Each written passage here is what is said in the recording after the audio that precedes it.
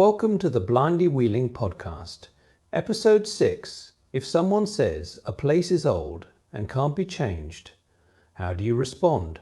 Paul, this is one you must hear often. The place is old. It cannot be changed. What do you say? I usually ask which bit cannot be changed. That is a wonderfully awkward question. It can be, but it is useful. Sometimes it is true that a wall cannot move or a staircase cannot vanish. Historic buildings have constraints. I respect that. I love history.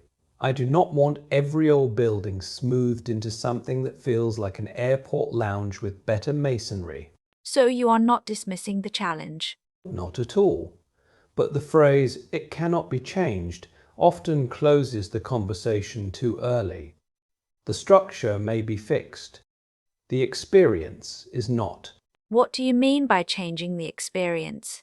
I visited a historic site where the building was full of awkwardness, old floors, narrow routes, changes of level. But the team had done something clever. They explained the visit clearly before arrival. They had a simple map, not a treasure hunt.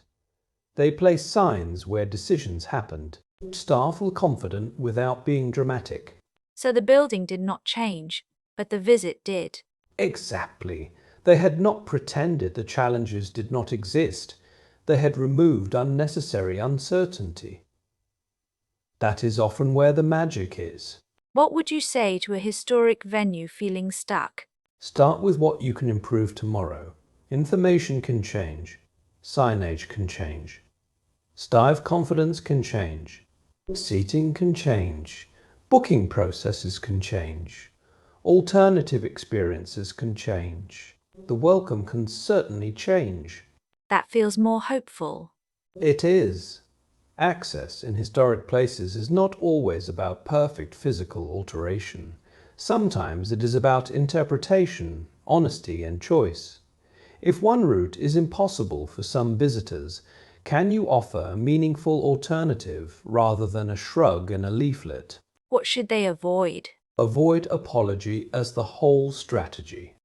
Sorry, we are old is not a plan. It may be true, but it does not help.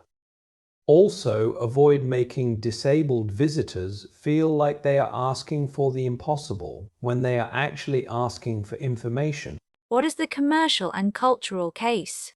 Historic places exist to connect people with stories.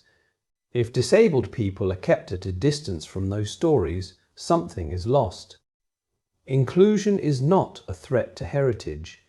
It is part of keeping heritage alive. I like that. Me too. Old buildings do not need to become new buildings, but old excuses could do with retirement. Preferably somewhere comfortable, with level access and a decent cup of tea. And a final thought from you. When someone says, "it cannot be changed," gently widen the question. What can be explained, improved, supported, or reimagined? Start there. Thanks, Paul. We've reached the end of today's episode. Catch you on the next one, and bye for now.